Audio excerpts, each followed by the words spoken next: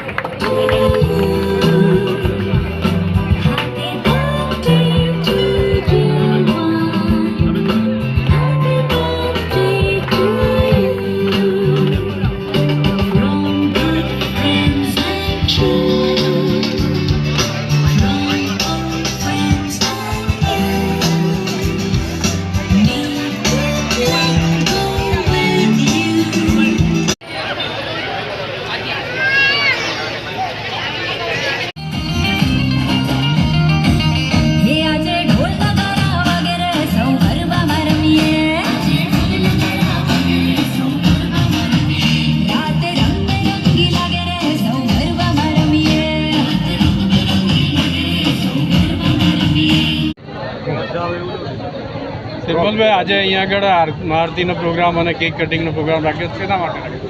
આજે ગંગા સમગ્ર પ્રાંત ભારત ભારતી અને દમણ નગરપાલિકાની અધ્યક્ષા અને એમની પૂરી ટીમ, માછી મહાજનના અધ્યક્ષ અને એમની પૂરી ટીમ આજે ગંગા આરતી પૂનમ હતી એટલે એ કરવામાં આવી અને પછી એમને કટિંગ અમે કેક કટિંગ કરીશું।